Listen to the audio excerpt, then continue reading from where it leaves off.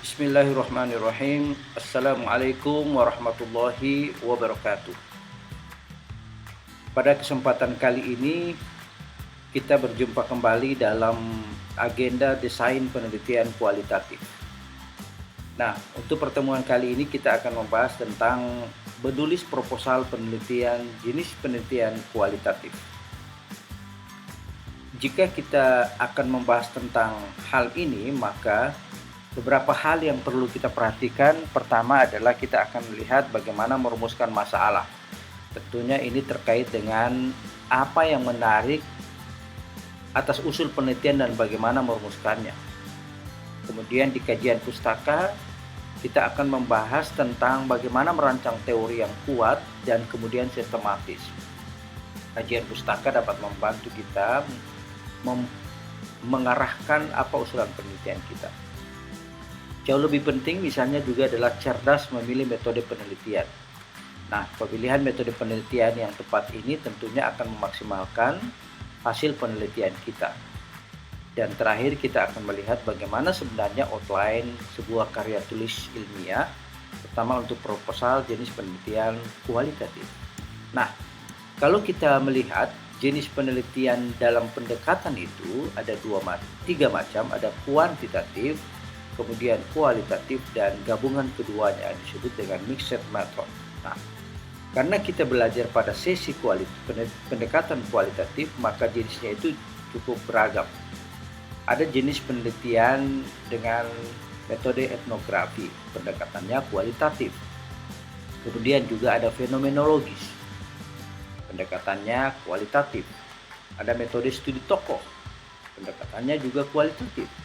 Kemudian naratif, pendekatan juga kualitatif, dan analisis isi, metode penelitian berupa analisis isi dan pendekatannya juga kualitatif. Nah, bagaimana menulis proposal? Tentunya yang di awal kita akan membahas tentang pendahuluan. Nah, kalau pendahuluan itu terdiri atas latar belakang masalah, kemudian fokus dan subfokus, rumusan masalah, dan kegunaan penelitian.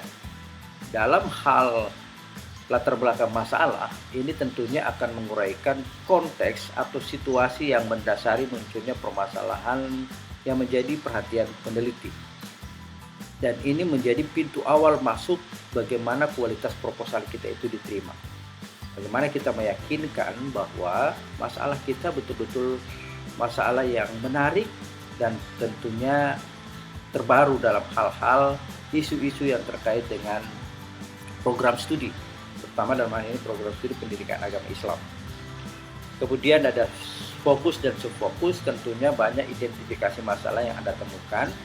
Anda harus fokus pada bagian-bagian tertentu. Ini yang kemudian pada bagian fokus, tema utamanya apa, lalu subtemanya apa, fokusnya apa, lalu subfokusnya apa. Kemudian tentunya fokus dan subfokus itu kita rumuskan dalam sebuah rumusan masalah. Nah, dirumuskan masalah penelitian itu dalam bentuk kalimat tanya yang bersifat umum dan tentunya sebagai pertanyaan payung, pertanyaan umum yang menjadi isu besar penelitian kita. Dan terakhir tentunya kegunaan penelitian ini memuat tentang manfaat teoritis dan manfaat praktis. Nah, pada bagian kedua kita akan membahas tentang kajian pustaka. Dalam usulan proposal penelitian karya tulis ilmiah berupa penelitian kualitatif, kita akan membuat kajian pustaka. Nah, bagian-bagian kajian pustaka ini diantaranya adalah deskripsi konseptual, fokus, dan subfokus. Jadi jika pada bab pertama, pada bagian pendahuluan kita sudah berhasil mengidentifikasi fokus dan subfokus, maka bagian itu yang akan dibahas pada kajian pustaka, pada kajian teori. Subfokus itulah yang menjadi konsentrasi kita untuk membahas kajian teoritiknya, atau dalam bahasa kuantitatif disebut dengan variabel. Kemudian untuk melihat bagaimana fokus dan subfokus itu kita kaji dalam konteks kajian teoritik, maka kita perkaya dengan kajian penelitian yang relevan, yaitu dengan mengemukakan hasil-hasil penelitian yang lainnya yang sudah dilakukan dan relevan dengan fokus dan subfokus penelitian kita. Kemudian ada kerangka berpikir. Kerangka berpikir ini adalah kerangka yang ditawarkan oleh peneliti atas usulan penelitiannya tentang bagaimana rencana penelitiannya secara keseluruhan. Jadi kerangka berpikir atas rencana penelitian saudara. Jadi kerangka berpikirnya tidak hanya pada kerangka fokus dan subfokus, tema dan tema utama, subtema utama dalam penelitian saudara, tapi menyangkut tentang rencana keseluruhan sampai mengemukakan hasil penelitiannya bagaimana dan sebagainya. Kemudian kegunaan penelitian dan sebagainya. Nah, dalam kerangka berpikir tentunya dalam kajian penelitian yang relevan, pada bagian kajian pustaka kita mengenal ada kajian penelitian yang relevan. Nah, dalam kajian penelitian yang relevan, tulislah siapa penelitinya, judulnya apa, kemudian kapan hasilnya, kapan dan hasilnya apa. Itu yang penting. Lalu, yang terpenting juga adalah kemukakan perbedaan dan persamaan kajian penelitian yang Anda temukan yang relevan dengan judul Anda, dengan fokus dan subfokus saudara. Lihat, berikan narasi, berikan penjelasan apa persamaan dengan usulan penelitian saudara, lalu apa pula perbedaannya. Ini berguna untuk memberikan informasi kepada pembaca atau kepada penguji bahwa posisi penelitian kita berada pada posisi yang tertentu, yang berbeda dengan yang lainnya. Nah, kerangka berpikir menjadi penting yang sudah dikemukakan di awal tadi, bahwa rencana memuat kerangka pikir peneliti, kerangka pikir peneliti terhadap keseluruhan rencana penelitian. Anda bisa membuatnya dalam skema software mind map atau bisa dalam manual yang tersedia di beberapa aplikasi juga boleh. Kemudian pada bagian akhir dari rencana usulan penelitian kita adalah proposal penelitian memuat metodologi. Bagai sebuah pisau ini digunakan untuk memotong hal-hal yang perlu kita gunakan dalam kehidupan kita. Maka demikian juga sebuah metodologi. Metodologi sebuah alat yang kita gunakan untuk menganalisis, untuk memperoleh hasil penelitian kita sesuai dengan tujuan penelitian. Nah, bagian-bagian yang dikemukakan dalam usulan proposal terkait dengan metodologi penelitian kualitatif, sebutkan pendekatan dan metodenya apa. Menjelaskan pendekatan dan metode serta prosedur penelitian gunakan itu apa. Kemudian tempat dan waktunya, data dan sumber datanya. Tentunya memuat kerangka pikir peneliti terhadap keseluruhan rencana penelitian. Kemudian teknik pengumpulan data. Nah, teknik pengumpulan data ini adalah terkait dengan bagaimana kita mengumpulkan data. Kemudian teknik analisis data, menjelaskan tentang pilihan model analisis data yang Anda gunakan dalam rencana penelitian kualitatif. Kemudian teknik pemeriksaan keabsahan data. Tentunya data yang kita peroleh, kita pastikan betul-betul valid dalam istilah kualitatif dan betul-betul bisa diterima dengan metodologis, dengan kerangka pikir dan logika ilmiah yang sehat. Nah, pemeriksaan keabsahan data ini menjadi penting. Nah, pendekatan dan metode penelitian itu menjelaskan tentang pendekatan, metode penelitian digunakan, serta prosedur pelaksanaannya. Jadi menjelaskan pendekatannya apa, metode yang digunakan, serta prosedur pelaksanaannya bagaimana. Jadi tidak hanya sekedar mengemukakan metodenya tertentu, tapi prosedurnya juga bagaimana. Dijelaskan dalam kerangka. Teknik analisis data.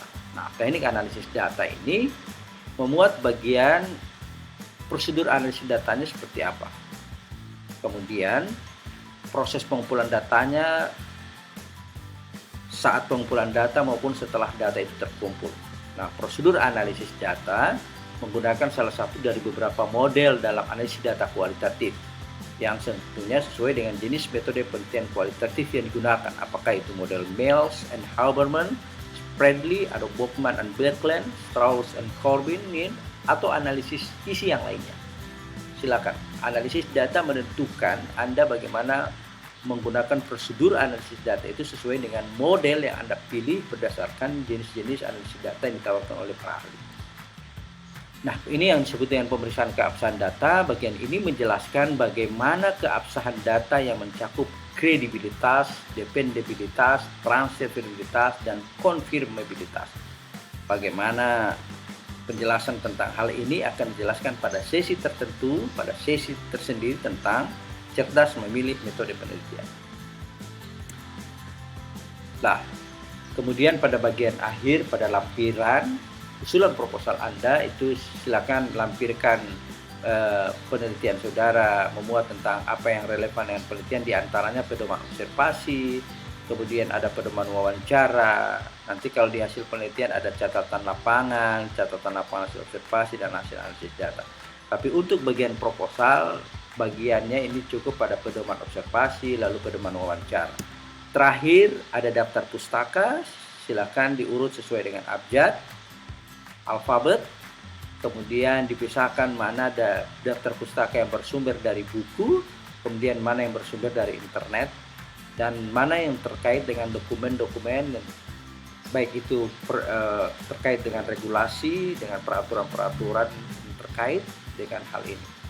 Dan outline skripsi. Nah, outline skripsi ini tidak hanya memuat bab 1 sampai bab 3 dari latar belakang masalah hingga metodologi, tapi pada bagian bab 4 hasil penelitian dan kesimpulannya, penutupnya itu terdiri apa saja, silakan ditulis secara keseluruhan.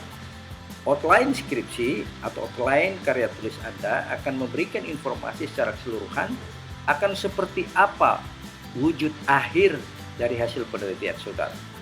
Saya kira terima kasih. Ini beberapa hal yang terkait dengan bagaimana kita menyusun sebuah proposal penelitian untuk jenis penelitian kualitatif. Semoga bermanfaat, dan kita ketemu pada bagian-bagian yang lebih detail, bagaimana menyusun latar belakang masalah, bagaimana menyusun kajian teoritik, bagaimana memilih metode penelitian kualitatif yang pas, akan disajikan dalam penjelasan beberapa video pada bagian-bagian tertentu. Demikian, mohon maaf atas segala keliruan. Terima kasih. Wabillahi taufiq wal hidayah. Wassalamualaikum warahmatullahi wabarakatuh.